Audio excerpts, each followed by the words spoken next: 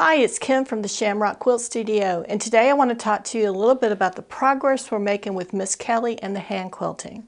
So join us for that.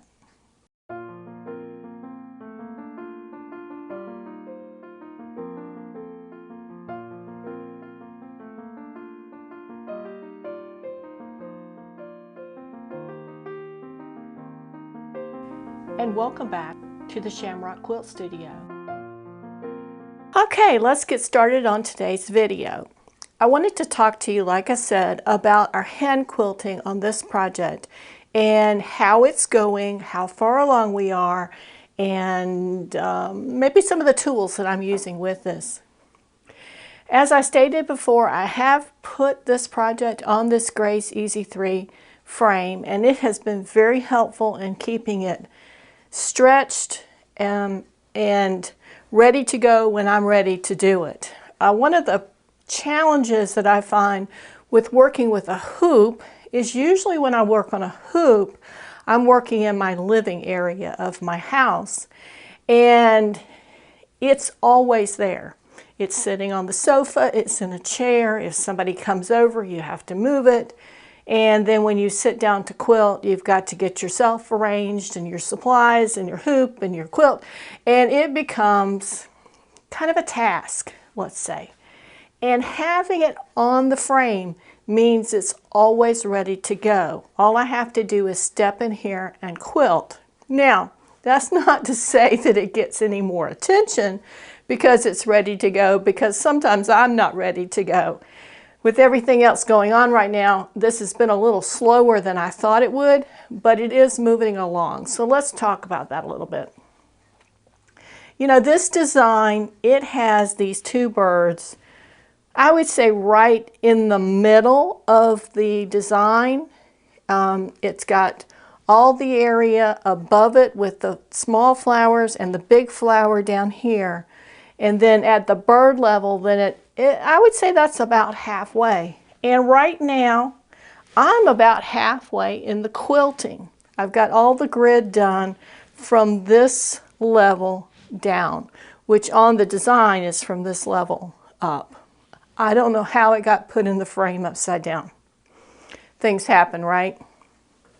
So I'm about halfway, and part of hand quilting is finding your rhythm.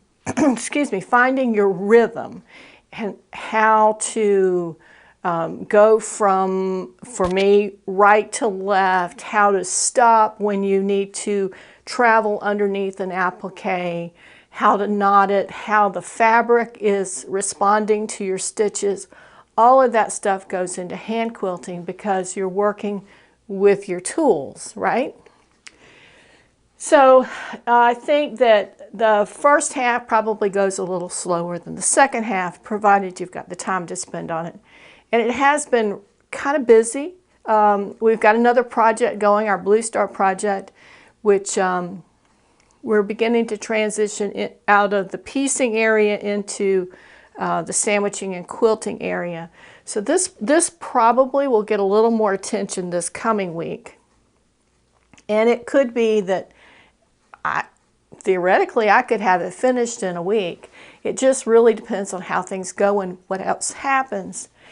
But let's talk a little bit about the tools. I'm not sure we've done that. If I'm repeating myself, I apologize, but maybe this video will catch a video that someone else did not get to see, and we can kind of talk about the tools a little bit that I use. First of all, it's on the frame. It's sandwiched with the, I don't think you can see that. It's got the batting here. The backing is underneath it. It's a soft purple mottled fabric, kind of like a grunge underneath, and then the darker purple here on the borders that is very similar to it, just a different shade of purple.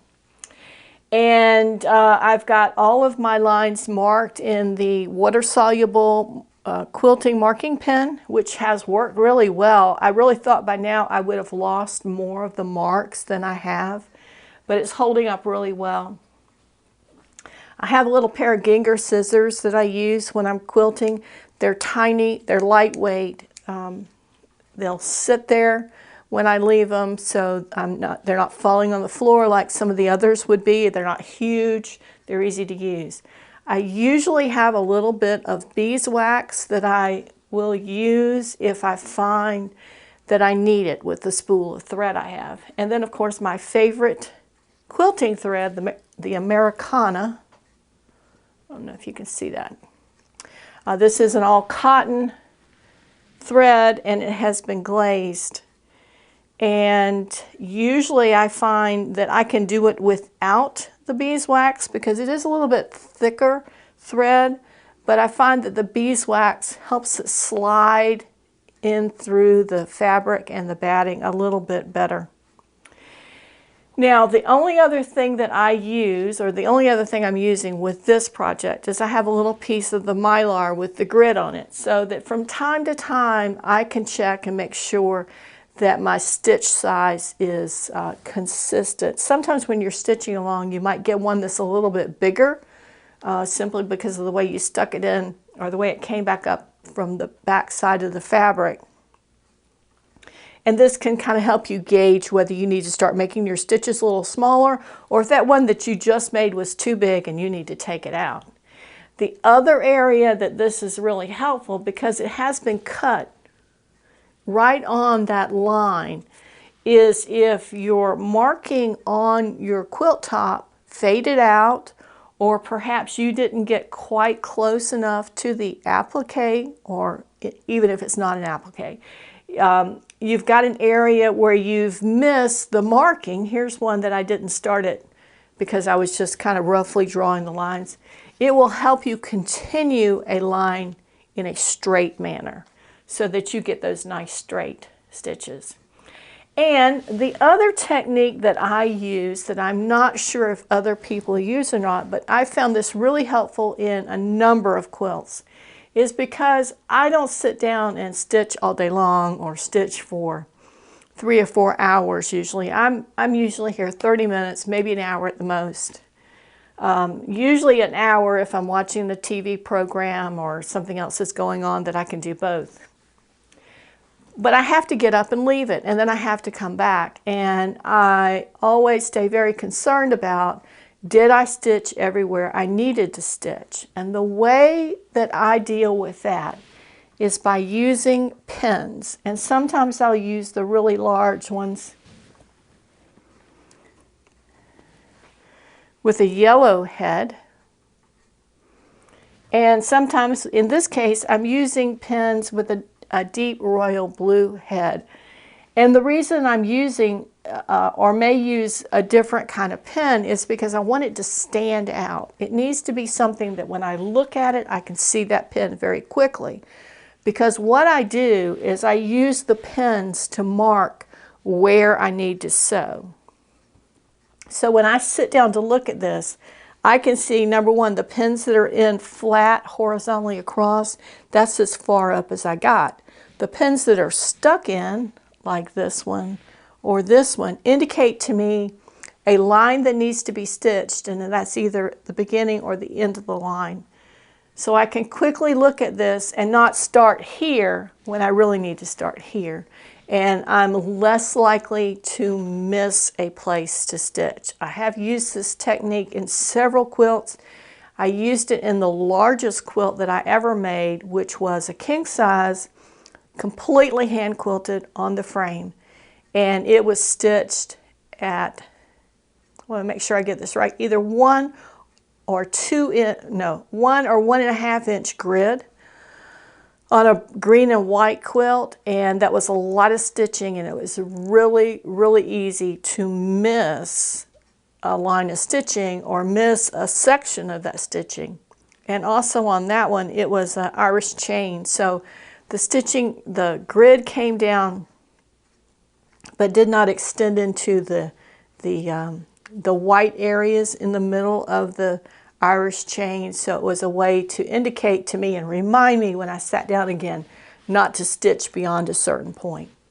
So those are some little techniques that I use when I'm stitching. Now again, I want to just quickly mention that I don't do a rocking stitch, I do a stab stitch. And if you were using a rocking stitch, you may have different techniques that you use, because if you're rocking your stitches, you may not want these pins sticking in.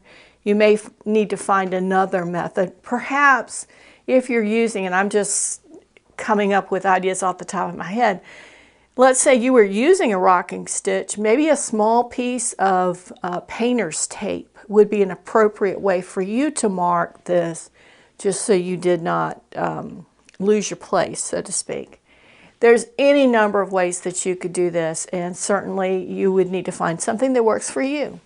So that's where we are, I'm just going to keep quilting on this. I have just about decided that I'm not going to put the echo stitching in, but what I'm going to do is I'm going to go ahead and finish the grid pattern, and then I'm going to take it off the frame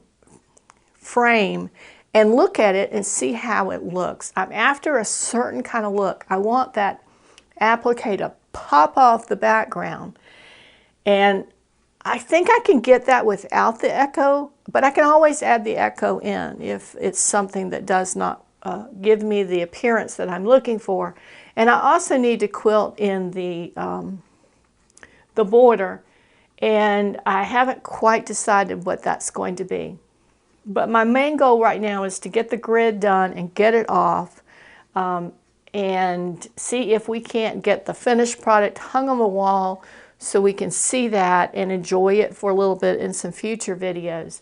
And it may be that I come back later and add the quilting, add some extra quilting. I've done that in a project before where I finished it. I thought I was done. I actually used the quilt on a bed and decided that it needed just a little bit more quilting. Took it off the bed, added the quilting, and put it right back on the bed. So that's always an option too. If your taste or your aesthetic changes, you can add quilting after the fact. So I think that's it for today. I have thoroughly appreciated you being here with me and watching my videos. If you like what you saw or you found something helpful, please give us a thumbs up, and be sure to subscribe to the channel so you'll see other videos as this comes along. We are getting close to the end of this particular project, but we've got some other things lined up for the fall that I think you'll be interested in seeing. There's certainly one coming up that's going to challenge me. Well, let's make that two. There are two there that are really going to challenge me, things that I've never done before, and we're going to give it a try and see how they work. One of the things I do enjoy about quilting is it gives me the opportunity to learn something new in a field that I'm interested in. So I find that to be stimulating to my mind, and it feeds my creative needs and my desire to have pretty things, let's be honest. So join us every week. We have videos that come out on YouTube every week on quilting. So we'll see you then, and have a great week this week.